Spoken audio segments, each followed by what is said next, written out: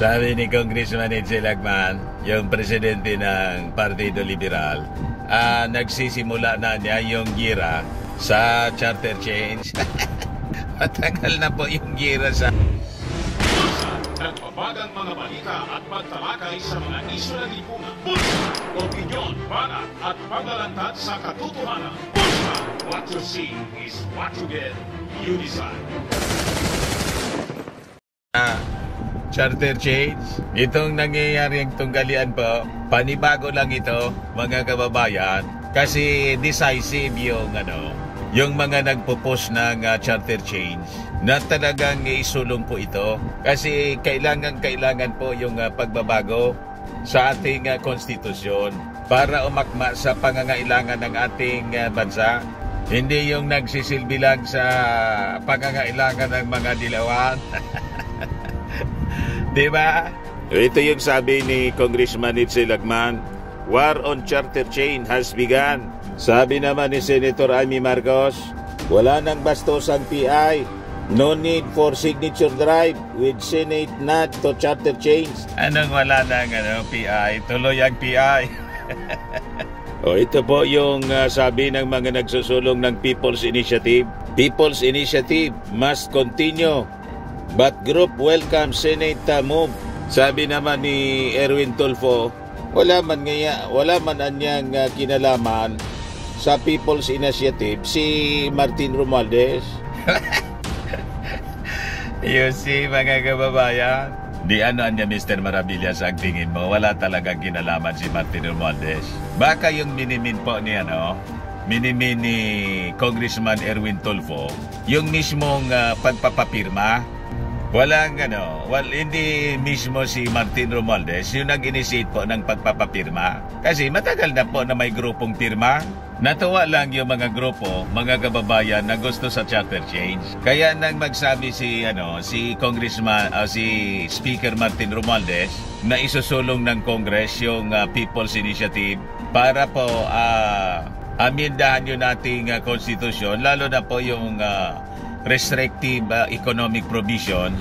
Yun ang naging go signal dito po sa mga grupong ito na mag-initiate on their own. Kasi may kakampi na tayo sa Kongreso, mismong Speaker of the House. Yun siguro ang ibig sabihin, mga kababayan, itong sinasabi ni Congressman Erwin Tulfo. Tama pa? But before ko, mga kababayan, ibigay sa inyo yung full story, click subscribe muna dito sa ating YouTube channel and hit the notification bell para lagi po kayong updated sa mga kaganapan dito sa ating bansa. Huwag na rin po ninyo, mga kababayan, na skip yung ating mga commercial ads para tuloy-tuloy lang ang pag-unlad ng Bagong Pilipinas. Ito yung sabi ni Congressman Lagman, war on charter has begun. War against the 1987 Constitution. It has been launched on two fronts with the aim of opening up the economy to foreign investments. Yan naman po ang problema, hindi man tinatago sa publiko. Di ba? Kasi mismo na yung mga mamamayang Filipino, yung gumagalaw sa ngayon, ang daming nagre-react po, mga kababayan, dito sa ating YouTube videos. Yung mga previous discussions natin. Kung dumatingan niya sa aming bahay yung mga forms para dito sa People's Initiative, pipirma kami, hindi niya kami kailangang bayaran. Ganoon, mga kababayan. Di ba niya, Mr. Maravillas?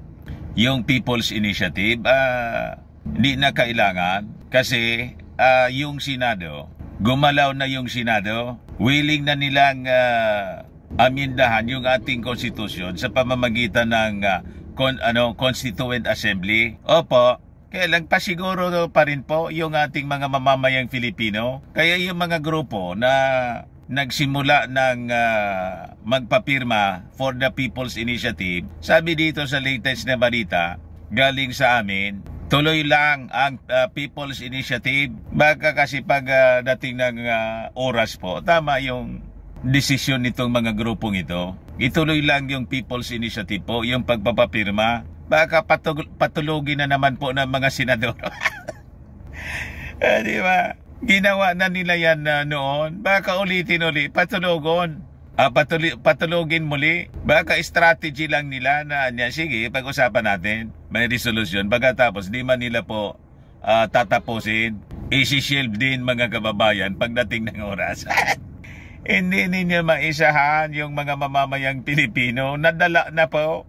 Pero balikan muna natin yung kwento rito kay Edsel Lagman. So sabi ni Edsel, the war niya was launched from the House of Representatives through a People's Initiative at saka sa Senado through a Constituent Assembly with both houses voting separately. Itong efforts niya, sabi ni Edsel, may end up in compromise by opening wide the economy to alien investments. Yung biktima niya will be the nation's patrimony when sensitive enterprises like public service, education, media, and advertisement will be open to alien control and domination. Tinatakot mo naman yung mga mamamayang Pilipino.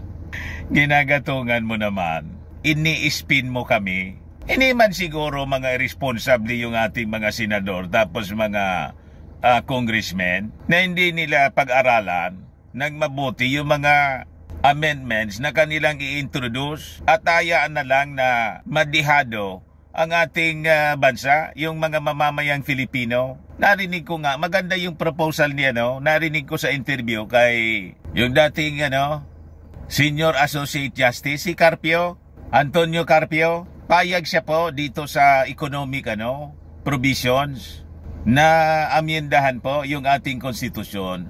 Pero dapat may reciprocity. Ibig sabihin, kung mag-open up tayo sa ganitong mga industries, yung mga bansa, mga kababayan, mga foreign investors, galing sa kung anong bansa, halimbawa Amerika, European countries, Japan, etc., kung anong mga bansa, ganun din dapat.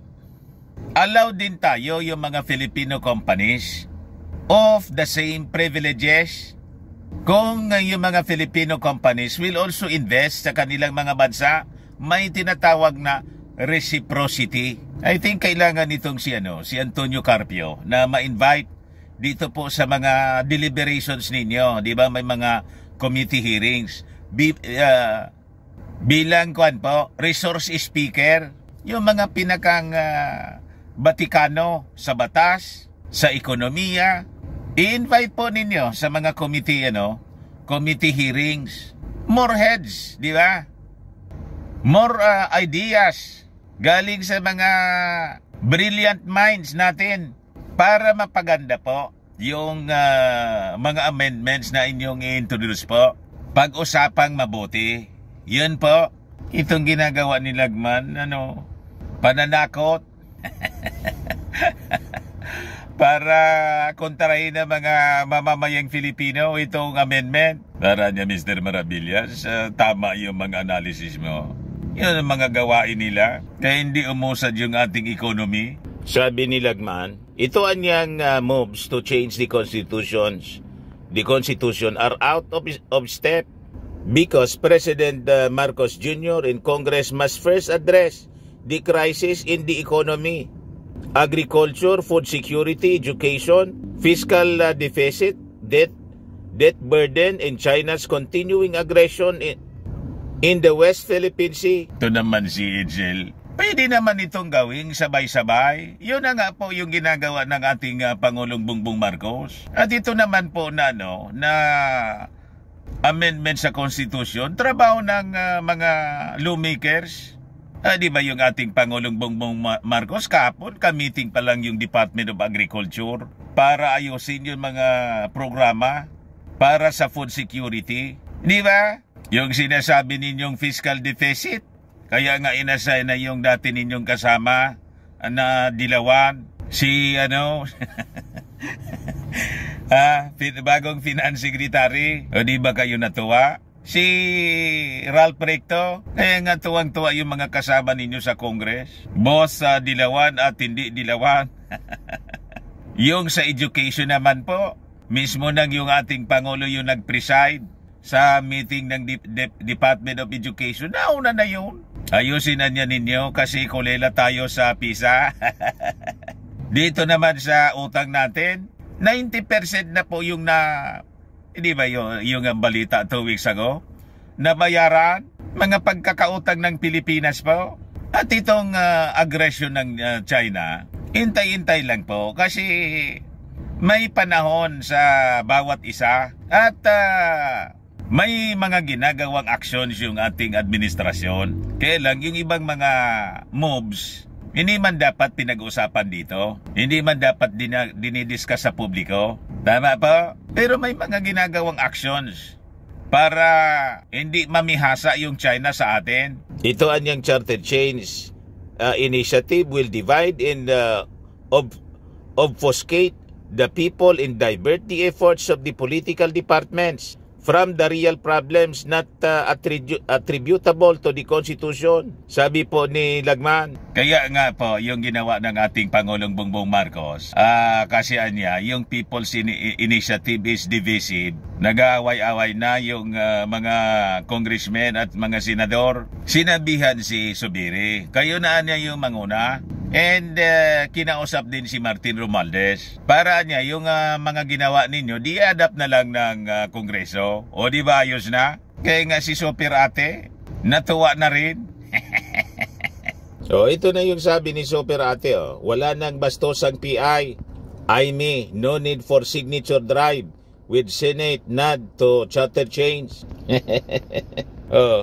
Pabor siya po sa charter change. Explore Senator Aimee Marcos' support for Senate's charter change resolution praising the focus on economic provisions in advocating the use of legislation rather than a people's initiative to ease restrictions on foreign ownership. Senator Aimee Marcos commends the Senate's resolution for charter change is specifically targeting the economic provisions. Lalo na niya itong restrictive economic provisions tulad nung Retail Trade Liberalization Act, Public Service Act, and Foreign Investment Act. Suportado niya po yung proposed insertion of unless otherwise provided by law to liberalize industries, emphasizing the need for legislative action over a contentious people's initiative. Pero anya Mr. Maravillas, di ba sabi mo kanina, tuloy pa rin yung People's Initiative? Sabi ng mga movers po, nagpapasiguro lang siguro.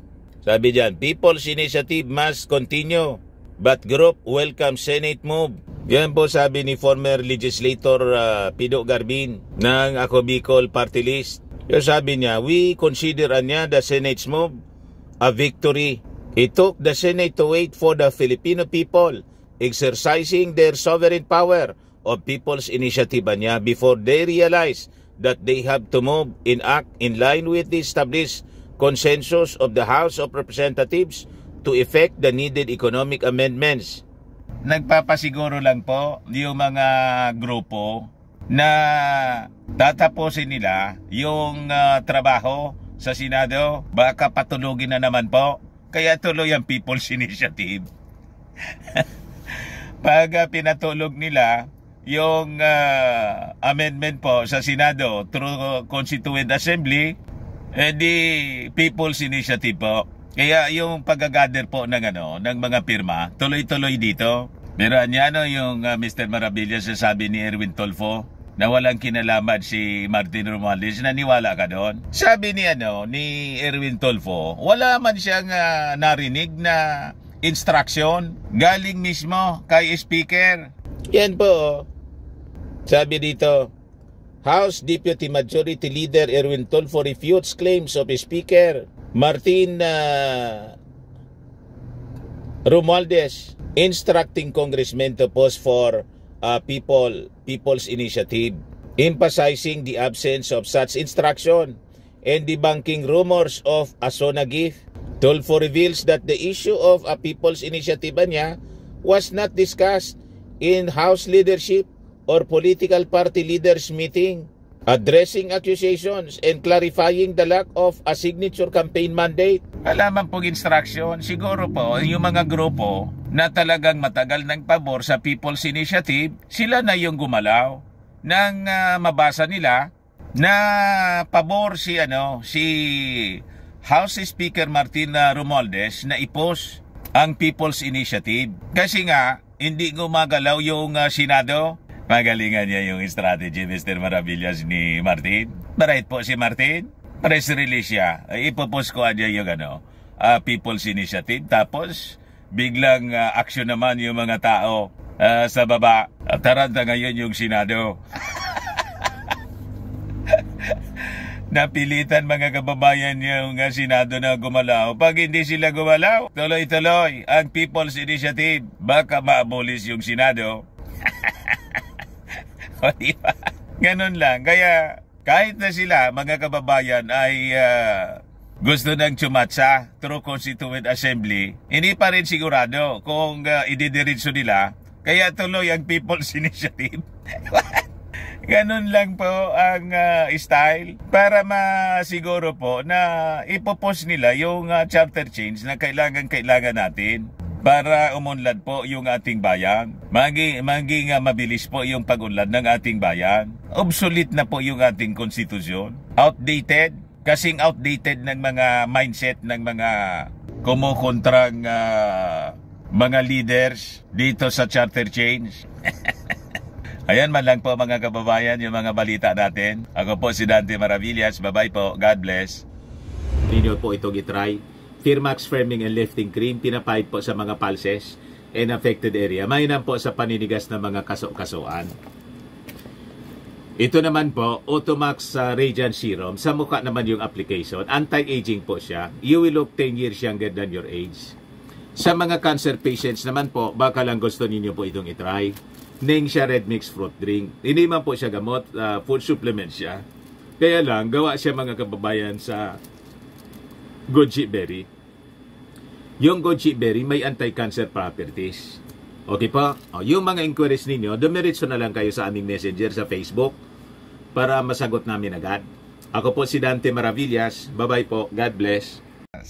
Sa mga naghanap mo ng malinis at spacious fitness gym, bumisita lang po kayo sa aming Colossal Fitness Gym. We also offer a Grab car rental with our brand new 2023 model ng Toyota Innova. Also accept booking for those who are planning to travel via PAL, Cebu Pacific and other airline companies, local and international, and bills payment for Meralco Bills, PLDT, etc. So, nandito po ako mga kababayan, nagbabloging na naman sa busy kasi kami ni Kuya. Sinervis ako ni Kuya. Nandito ako sa kanyang Innova. Kasi pahinga ngayon, mga kababayan, yung aming Innova. Bukas balik siya sa serbisyo. Kasi 5 days siya na narintahan mga kababayan ng isang NGO sa Manila. May activity sila rito sa Albay. Narintahan po ito. Ang Colossal Fitness Gym is located at 3rd floor, Security Bank Building, Landco Business Park, Legazpi City, Albay. For inquiries, look for Jilon Maravillas. Contact number 0966-802-0949. Lagi na pong matao dito sa aming gym. Yan pa. Ayos pa mga kababayan. Ayos na Mr. Maravillas.